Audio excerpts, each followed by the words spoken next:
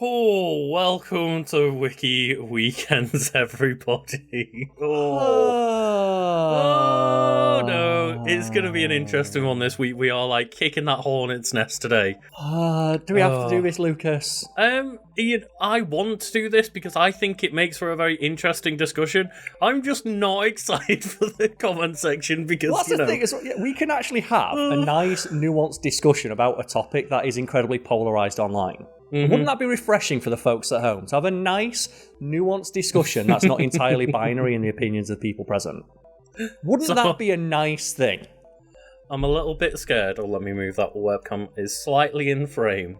You're about as scared as I would be if I saw the topic of today's video bearing down upon me with the adrenaline procced. Oh god, yeah. That like buff they get in gameplay of like, if you kill an opponent, you get a burst of adrenaline and can insta-kill any human-sized target with one melee.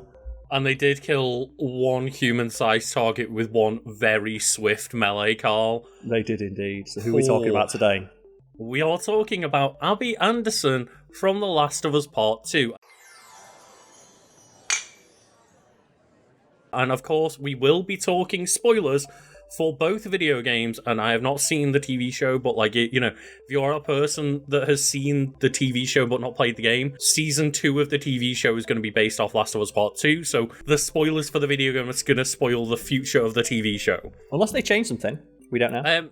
But the first series was rather similar, as far as I'm aware. It was rather faithful to the source material. The one notable exception being the characterization of Bill, who, rather than being a character who's like got nothing left to live for, is quite the opposite in The Last of Us. I've seen this thing 200 times, and I still cry. That's those two guys doing it to me, no question. It's remarkable. I think the way I've seen it put is, this feels like the writer had a story. It feels like a film they've been trying to get made for years. Yeah, that's the way I've heard it put, is like, it could have just been a short film in itself. Yeah, it's like, because it's completely divorced from the context of the rest of the show. People don't talk about, there's like just an episode of The Last of Us TV show focusing on Bill and his partner. That is like a single standalone episode, and it is fucking fantastic. So yeah, I just wanted to cover that of like, if I say spoilers for the video game and then someone comes in and is like, whoa, I didn't realise you'd be spoiling the future of the TV show. It's like, no, I just wanted to cover my bases. Yeah, controversies aside, I'm looking forward to talking about Abby because like, I think Abby's a very interesting character and not necessarily one that like, due to many emotions that I got on with the first playthrough. So because the release of this is tied into the release of Last of Us Part 2 Remastered, I think it's called, right? What could they possibly remaster about that game? It looked fantastic. It already looked incredible, but I'm more looking forward to A, the performance increase, and B, the roguelite mode being added. Like, that's the thing I'm in for. But I am interested in going back and, like, I guess being a few years divorced from my emotions of that first reaction to the game. Like, I'm maybe hopefully going to get a different read on the Abby character because, again, we're full spoilers here. It's like, it's not necessarily that Abby killed Joel that I was upset about. And I was upset about that at the time. But you weren't as upset as some people were. Definitely not. 100% not, and we'll get into that, but like, I think for me, I was just so Team Ellie, and so attached to that character because that emotional attachment I developed in the first game that I was like, I am 100% on Ellie's side, and therefore never liked Abby or her friends. Abby! I'm down here, you asshole. Yeah, I think we discussed it when the game first came out. We did a review on the old podcast that we ran. We did, yeah. Where I just mentioned, like, it's similar to the Walking Dead games, where in the third one, after 2 straight games of being with Clementine, they frame the game as like, oh, Clementine's now a side character, and they present you with options to side against Clementine. It's like, why would I ever side against Clementine in any scenario? Again, I hopefully will have a maybe like different or more interesting or more nuanced read. Like, it will probably be different at very least, if not better necessarily, but like it's going to be interesting because now I've seen the end of that story where like Ellie decides to not do anything with Abby and like accepts her grief and moves on rather than like continuing the cycle of violence, which is kind of, the meta narrative of that. I can tell how careful you're being with this as well. Yeah. Because we simultaneously don't want to piss off the weirdo. To be fair, I don't care if I do. I don't care about pissing off the weirdos. I just don't want to come across as one of the weirdos. Yeah, that's the, we have to be very diplomatic here. Of like, it's a difficult game to discuss because any criticism has you perceived as being on the side of people who sent death threats to the developers. Exactly, yeah. And it's like, again, because of my emotional attachment to 30 hours in the first game with the first characters, it's like, that's exactly what they wanted you to have, is like that guttural feeling of like, fuck Abby, but they then wanted you to see her side of the story and like start to emotionally bond with her and her friends, and like that group I didn't care for. Which we also discussed, like, fuck the wolves or whoever the hell she is with, because they're monsters. She's part of the Fireflies, right? And they're all monsters. Yeah, and everyone is, that's the point. Yeah. But they're explicitly monsters where they're talking about shooting children and laughing about it. And it's like, and I know she eventually sides against them, but that first 2 hours you spend hanging around with her bros who are like going, yip, yip, kaye, we shot children. I'm like, what? I'm not trying to include Lev Yara in that discussion because that's the they're new group that she makes, yes. Yeah, they are like, two innocent kids that are trying to get out of the shit. And I'm not being like, oh, Abby, Lev, and Yara shit. It's like, no, Abby and her friends in the Fireflies were like horrible people. It's meant to mirror the fact that, yeah, guess what? Like, Joel, Ellie, and their group on the opposite side to the Fireflies are also fucking monsters, because guess what? They kind of are. Yeah, it's like, you see in the game from their perspective, like the bit where you're walking through the hospital and you follow the wake of what Joel did. And it's just like dead bodies everywhere, screaming people. And you can say as the player, oh, we had a justified reason for doing that. It's like, but Abby doesn't know that. Is he still in the fucking building? Abby. No! Abby, don't look. Dad! Dad! No! And also, it wasn't justified, it was just emotionally resonant with you.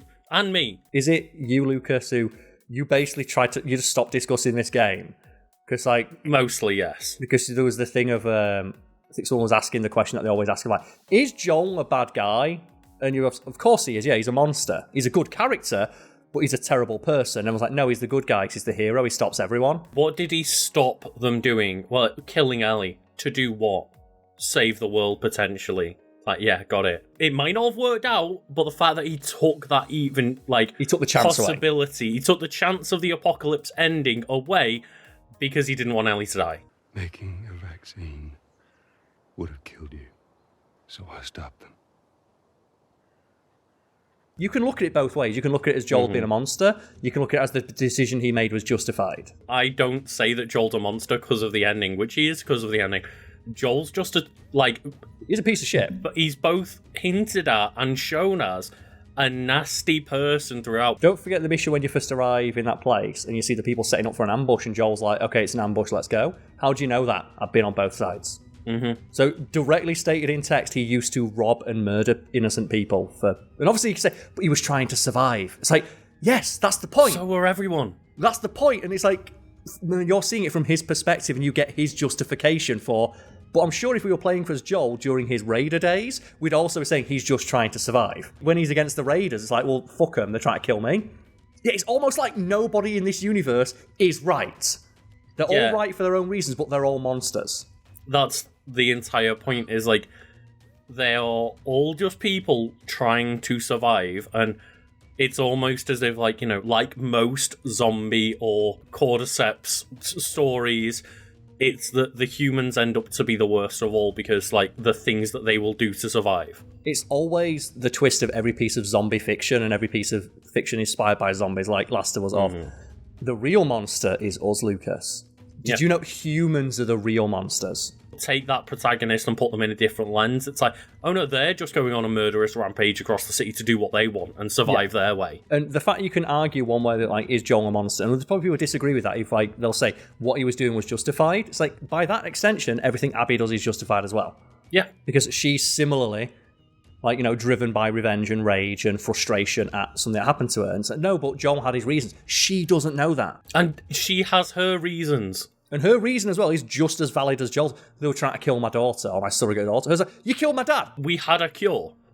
and you murdered everyone because we had a cure. And someone in the And then you comments, ran away Lucas, with the cure.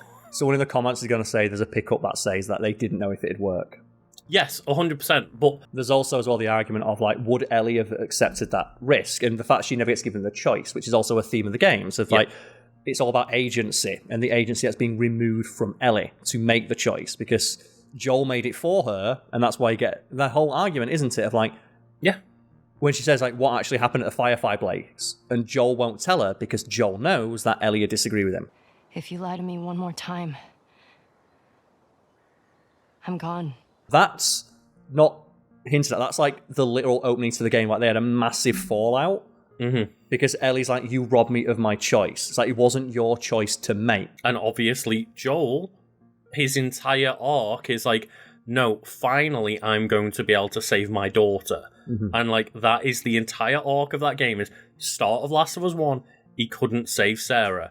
But at the end of Last of Us, he can save his surrogate daughter in Ellie, and he will do anything he can to do so. From second one in Last of Us, Joel is always very aware that he isn't always justified in his actions, and he's done a lot of shit. But he doesn't care, because it's about survival. Mm-hmm. Anyway, let's move on to talking actually about Abby, the character. It's ironic, yeah. Even in discussion, we're doing a wiki weekend on it, the discussion always goes around to Joel. People cannot accept that Joel, despite being a good character, is a bad person. Because everybody is in the story. That's the entire point. They're all bad people. Like, his body count is in the 100. And people are like, but he was fighting to survive. It's like, it doesn't make him a good person, though. He's killed people. He himself admits he's a bad person, and everything he does in Last of Us 2 is an attempt to, like, make up for that. Abigail Abby Anderson is the playable dual protagonist of The Last of Us Part 2 and a playable character in the No Return mode, which is the roguelike mode coming to the new version.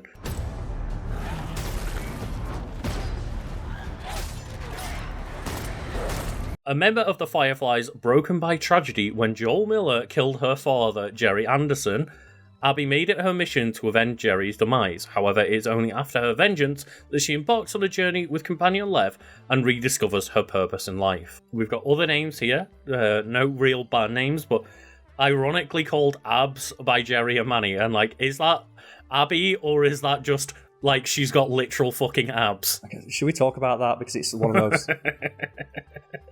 So that when Abby was first released, or like revealed in the trailer, and that super awesome like teaser trailer for Last of Us 2, a bunch of people got really annoyed because Abby is a woman with an atypical body type. And obviously, Lucas, women can't be buff, right? No, it had to be that, that's actually a trans person, that like... Or a man. Clearly, or just a straight up man, yeah. And it's like, or maybe it was a woman who lived in the fucking gym. And it was to the point where people were doing breakdowns of the burrito she eats in one scene to argue there's not enough protein in it to build the mass that she has.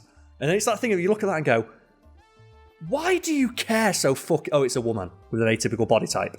There is never fucking protein breakdowns of diets for male protagonists to see if, like, they're buff enough. Like, Joel wakes up from being shot in the stomach. One shot of penicillin later, he's up and he's doing, like, combat rolls and riding a horse and shotgunning people's heads off. And no one talks about that being, like, unrealistic. It's like, no, what a badass scene. Joel saving the day.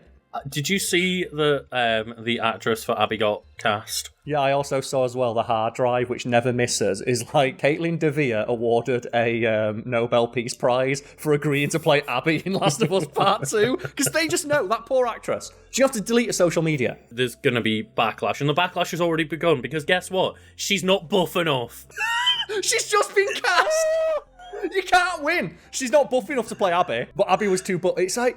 It made me, like, scream when I saw those headlines of people are complaining that the actress isn't buff. She's like, just been cast! The moment that people see Pedro Pascal get his, like, head caved in by her, just run. Like, just delete the internet. Please, just because, like, the backlash is going to be... I'll still never forget. It was after The Last of Us Part 2 came out. Someone tweeted out something like, next time I write a story, I'm just going to make like the most cartoonishly evil motherfucker be the villain, because people cannot accept the idea of a morally grey character. And they got a response within 30 seconds of, there's no such thing as a morally grey character, they're either good or they're bad. And they just retweeted it with like you did there, just screaming emojis of like, what is wrong with people? But these are the kind of people who insist that their opinion needs to be taken into account. It's like, but you're too fucking stupid to get across what you mean. Like, you literally cannot see media as anything more than a completely binary good versus evil. The most basic kind of literacy. No media literacy whatsoever. Yeah, the other name she is called is Wolf by the Seraphites and Traitor by the WLF. So yeah, she was originally part of the Fireflies, then becomes part of the Washington Liberation Front, so you're right about her being a wolf. Mm-hmm. And then obviously she betrays them to go with Yara and Lev. Yeah, and just, we mentioned media literacy, so there's something else I want to mention. It's actually kind of fascinating. It was a breakdown someone did of a thread on Reddit, which was about what are teenagers and the younger generation actually genuinely bad at, not just memes making fun of young people. Mm-hmm. And one of the things was media literacy. In specifics, the idea of when something negative is shown in a piece of media, they assume that negative opinion is held by the creators. And in regards to The Last of Us 2, the character of Lev is trans. And then throughout the game, you get the Seraphites dead-naming Lev. And there were criticisms online, the game is transphobic because it contains elements of transphobia. It's like, no, it's not. The game contains transphobic elements, but the game isn't transphobic. If anything, the story outright decries that kind of transphobia because the Seraphites are unequivocally shown as being in the wrong in regards to that treatment of Lev. Yeah, that's the thing is, like, you as a protagonist are seeing, like, Lev as, you know, the person that they are now, whereas the Seraphites are refusing to acknowledge them as a trans person, and, like, the bad people, the Seraphites, are dead-naming them, and you as the protagonist, as Abby, are defending their right to be who they want to be. Yes, but that's just one I found quite interesting of media literacy from people on both ends of like the spectrum of it. Of, like the people who ostensibly do it for the right reasons of like, you know, this game has transphobic elements. Of course it does. Who is it painting those transphobic characters as? Like, what is it saying by using those transphobic characters? Yes, and that's like the issue that media literacy again of just because something contains elements of transphobia doesn't mean the text itself is transphobic, because it's using it as a tool to show why it's wrong. Yeah, exactly. I'm sure there are elements that were not perfect in that, but like that was the general like painting of the brush is like the transphobic people in the wrong for being so. Yes, and throughout the game, like, you know, Abby never wants dead names or misgenders Lev. Exactly. And they accept them for who they are and who they want to present themselves as. And likewise, the game itself is like, you know, Ellie's gay. And that's the thing is, like, maybe then people could turn it around and be, but Abby's the bad guy of the story. It's like, no, Abby isn't the bad guy of the story. It's almost like she's morally grey. Abby and Ellie are both morally grey characters that can both be perceived as in the right or in the wrong, and neither of them are good or bad. They are both. Exactly. But how can you be good and bad, Lucas? You're either good or you are bad. It's like they are both just doing what they can to survive, but the game at all times portrays Abby treating Lev in, like, you know, a humane way as being the correct choice. Yeah. We'll go through a quick little bit of skills and abilities as well for Abby, because, like, you know, it's interesting to talk about this kind of thing when all that backlash happened. And from a young age, the Fireflies and the WLF trained Abby into a capable soldier. Her extensive training has resulted in her gaining a muscular and toned physique that enables her to perform incredible feats of strength, such as breaking bones and crushing skulls. That could never be possible.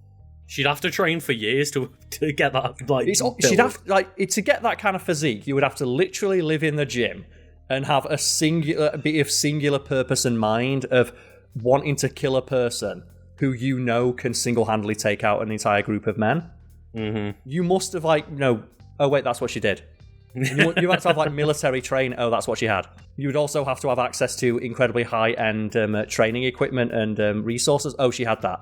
She was literally in a football stadium full of, like, you know, like top-of-the-line training equipment and having access to near unlimited resources. People also broke down that, like, there was, like, a little, you know, meant to just kind of be background material just of, like, here's the routine, sign-in sheet for the gym or whatever it was, and it was just like, oh, Abby's in the gym all of the time. Yeah, it's like when she isn't out on mission, she's in the gym. So I remember when I played through the game, I don't remember the exact amount she says that she's pushing on the bench press, but I looked at it and went, that's more than I can do. And it must really suck as well, because, like, you know, for women with an atypical body type, there's we mentioned on the podcast, like, last week, we're talking about, like, Baldur's Gate.